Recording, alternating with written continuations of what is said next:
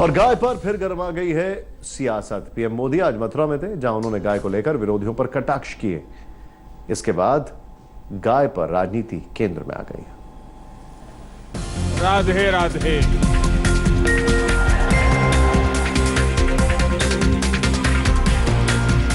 मथुरा में पीएम मोदी का अलग अंदाज दिखा। गौ संरक्षण के जिस संस्कार पर गांव और किसानों की बुनियाद टिकी है, उसे पीएम मोदी ने इस संदेश के साथ और मजबूत करने की कोशिश की। पशुधन बहुत मूल्यवान बात है। कोई कल्पना करे, क्या पशुधन के बिना अर्थव्यवस्था चल सकती है? क्या गांव चल सकता है? क्या गांव का परिवार चल सकता है? क्या? दरअसल मथुरा से आज सामाजिक बदलाव लाने वाली कई योजनाओं की शुरुआत की। प्लास्टिक और पॉलिथीन के खिलाफ मजबूत अभियान का आगाज किया और गोधन को दुलारते पुचकारते थोड़ी राजनीति भी कर डाली। जरा देखिए पीएम मोदी ने गौ संरक्षण की चर्चा करते करते कैसे विरोधियों की बेचैनी बढ़ाने वाला बयान दे दिया। कुछ लोगों के कान पर अगर होम शब्द पड़ता है तो उनके बाल खड़े हो जाते हैं। गाय शब्द पड़ता है तो उनके बाल खड़े हो जाते हैं। उनको लगता है देश 16वीं 17वीं शताब्दी में चला गया। मोदी का यह बयान विवादों के छत्ते की तरह उछाले गए पत्थर की तरह था। असदुद्दीन ओवैसी ने गौ संरक्षण के नाम पर होती रही हत्याओं के सिलसिले की याद दिला दी। हम प्रधानमंत्री से कहना चाह रहे हैं कि कान उस वक्त खड़े होने चाहिए आपके, जब गाय के नाम पर इंसानों को मारा जा रहा है। प्रधानमंत्री के कान उस वक्त खड़े होने चाहिए जब संविधान की धज्जियां उड़ाई जा रही हैं, चाहे वो तबरेज हो या पीलू खान हो, इखलाक हो। उस वक्त प्रधानमंत्री का, पीएम का एंटीना खड़े होना चाहिए कि भाई मेरे देश में ये क्या हो रहा है। मथुरा में पीएम मोदी ने गौ संरक्षण की कुछ पुरानी कहानियां साझा की, लेकिन वो सारे संदर्भ पीछे रह गए और सियासत आगे बढ़ गई। सवाल है कि क्या इन बयानबाजी का कोई ताल्लुक हरियाणा, महाराष्ट्र और झारखंड के चुनावों से तो नहीं है? आखिर जब दहलीज पर चुनाव दस्तक देता है, तभी क्यों गौ संरक्षण और गाय के नाम पर मॉब लिंचिंग की चर्चा शुरू हो जाती है? हिमांशु मिश्रा, मथुरा, आज तक। मोदी का न्यू इंडिया प्लास्टिक मुक्त होगा, जहां एक बार इस्तेमाल होने वाले प्लास्टिक के लिए जगह नहीं होगी। मोदी का प्लास्टिक को लेकर स्वच्छता मंत्र समझिए। Radhe Radhe.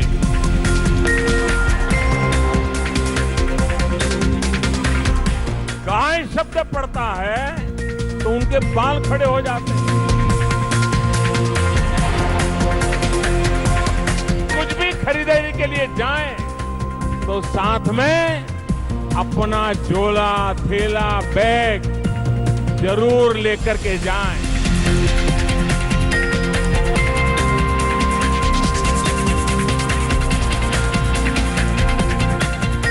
Single use plastic के इसी कचरे से प्रधानमंत्री भारत को मुक्त करना चाहते हैं। मथुरा पहुंचे मोदी ने प्लास्टिक के खतरे से आगाह किया तो लोगों से अपील भी की कि बाजार जाएं तो प्लास्टिक के थैले से तौबा कर लें। हमें यह तय करना है कि हम जब भी दुकान में, बाजार में सब्जी लेने के लिए, कुछ भी खरीदारी के लिए जाएं तो साथ में अपना झोला, थैला, बैग जरूर लेकर के जाएं। कपड़े का हो, जूट का हो, अवश्य ले जाएं। पैकिंग के लिए दुकानदार प्लास्टिक का उपयोग कम से कम करें। ऐसा प्लास्टिक जहर से कम नहीं है। मथुरा में मोदी ने गौ सेवा का मंत्र जपा तो ये भी समझाया कि पॉलिथीन की ऐसी थैलियां किस कदर गाय के लिए जानलेवा साबित हो सकती हैं।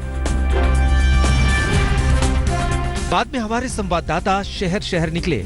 पटना में मंत्री रामविलास पासवान ने प्लास्टिक की बोतल में पानी पीने से मना कर दिया। प्रधानमंत्री नरेंद्र मोदी ने आज लोगों से अपील की कि वो सिंगल यूज प्लास्टिक का इस्तेमाल बंद करें और इसका असर अब देखने को मिल रहा है।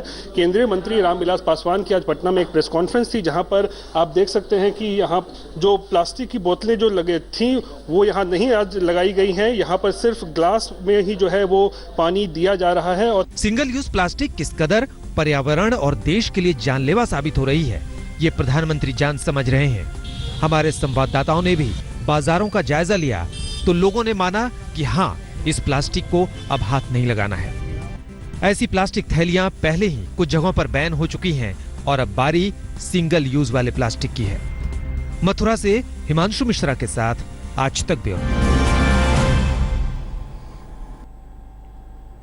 कश्मीर की शांति के लिए खतरा बन चुके एक और मोस्ट वांटेड आतंकी को आज सुरक्षा बलों ने उसके अंजाम तक पहुंचा दिया।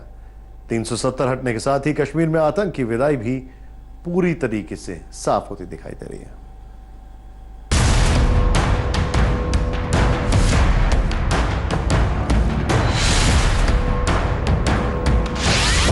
ढाई साल की बच्ची पर गोली चलाने वाला आतंकी ढेर। 5 दिन में सेना ने लिया बच्ची का बदला। सेना और सुरक्षा बलों के हिट लिस्ट में शामिल इस आतंकी का जहन्नुम का टिकट कट गया है। घाटी के मोस्ट वांटेड आतंकियों में शुमार लश्कर कमांडर को सुरक्षा बलों ने मौत के घाट उतार दिया है। मारे गए आतंकी का नाम आसिफ मकबूल भट्ट है। ये वही आतंकी है जिसने हाल ही में सोपोर के घर में घुसकर सेब कारोबारी के परिवार पर हमला किया था। यही वो आतंकी है जिसने कश्मीर की 2.5 साल की बच्ची उस्मा जान पर गोली चलाई थी। This fellow, this militant of Lashkar-e-Taiba, Asif Maqbool Bhatt, has been killed today. On a specific information, our police along with SF had laid certain nakas close to Sopor town. And while the fellow came, he was challenged to stop. He did not. He threw a grenade on our party in which a couple of our police personnel are injured, but they are out of danger. In the ensuing encounter, that militant has been neutralized. अनुच्छेद 370 हटने के बाद से आसिफ घाटी में काफी सक्रिय हो गया था।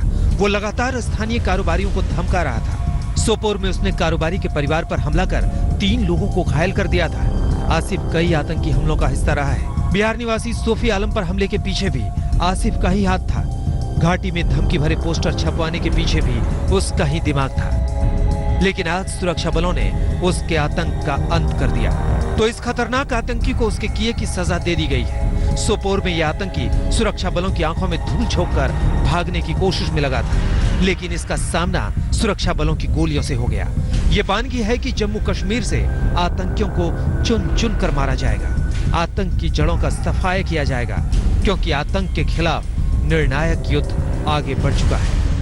आतंकवाद एक विचारधारा बन गई है जो किसी सरहद से नहीं बंधी है। ये एक ग्लोबल प्रॉब्लम है।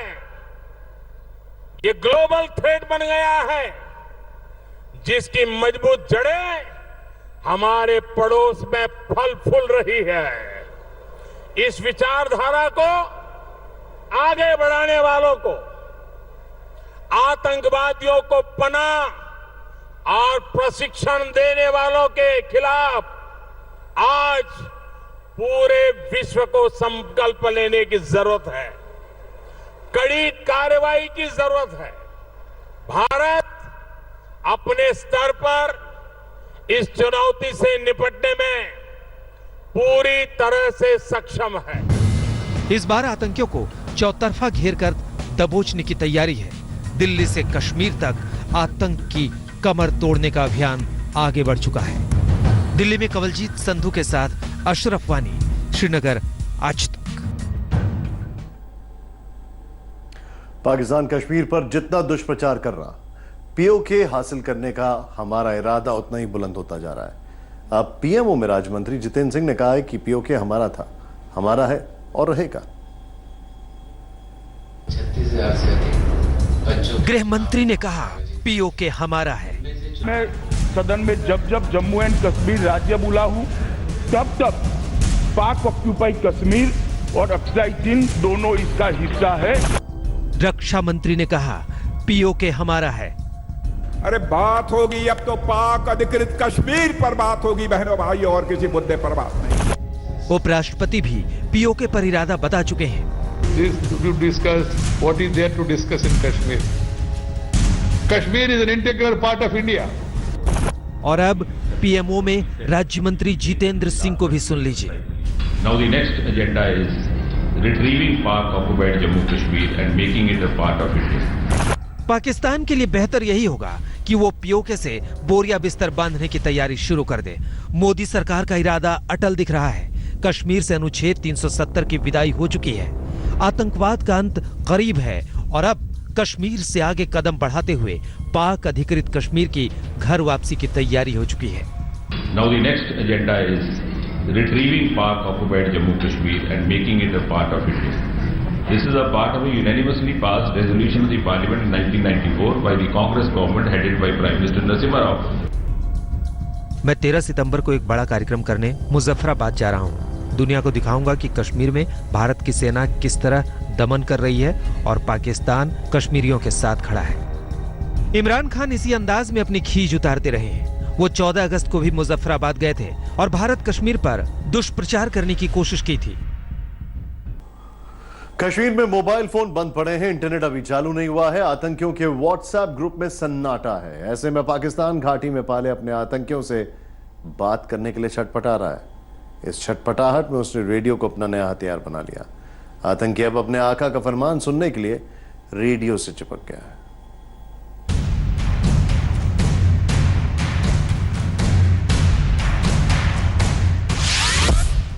कश्मीर में पाकिस्तान की सीरियल साजिश।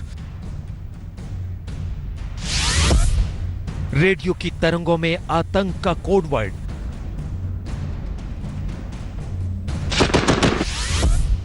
रेडियो चलेगा, आतंकी आका का संदेश सुनेगा। पाकिस्तान की नई साजिश का खुलासा हुआ है। पाकिस्तान रेडियो तरंगों का इस्तेमाल कर आतंकियों तक अपने दहशत भरे मंसूबे पहुंचा रहा है। पाकिस्तान की रेडियो वाली पूरी साजिश आपको बताएंगे। उससे पहले कुछ और सुनना भी आपके लिए जरूरी है। 66/88 A3 D9। अगर आप नहीं समझे तो हम आपको बता दें कि ये सब कोडवर्ड हैं, आतंक के कोडवर्ड। पाकिस्तान की सेना ने रेडियो को अपना नया हथियार बना लिया है। बड़े पैमाने पर FM रेडियो स्टेशन को LOC के पास शिफ्ट किया जा रहा है। चुपके चुपके इसकी तैयारी की जा रही है। हाई फ्रीक्वेंसी रेडियो स्टेशन को LOC के पास स्थापित किया जा रहा है, जिसकी मदद से पाकिस्तानी सेना कश्मीर में बैठे हैंडलर्स तक अपने संदेश पहुंचा रही है। रेडियो की आड़ में पाकिस्तानी सेना अपना एजेंडा चला रही है। रेडियो की तरंगें आतंकियों तक संदेश पहुंचाने का जरिया बन गई है। भारतीय खुफिया एजेंसियों ने इस बात को इंटरसेप्ट किया है कि पाकिस्तान की आर्मी और ISI अब बड़े स्तर पर अपने रेडियो स्टेशन का इस्तेमाल करके आतंकवादियों के हैंडलर को मैसेज देने में जुटे हुए हैं। इस मैसेज में कोड वर्ड का इस्तेमाल किया जा रहा है, जिसके जरिए पाकिस्तानी आर्मी और ISI इन आतंकवादियों और इनके रहनुमाओं को मैसेज देकर कश्मीर घाटी में बड़े हमले को अंजाम देने की कोशिश में जुटे हुए हैं। सूत्र बताते हैं कि भारतीय सुरक्षा एजेंसियों ने इसको इंटरसेप्ट कर लिया है और इस पर बड़े स्तर पर कार्रवाई करने में जुटी हुई है। हर कीमत पर कश्मीर में दहशत फैलाने की फिराक में जुटा है पाकिस्तान। पाकिस्तानी सेना और ISI रोज नई साजिश बुन रही है ताकि शांत कश्मीर को सुलगाकर भारत को परेशान किया जा सके।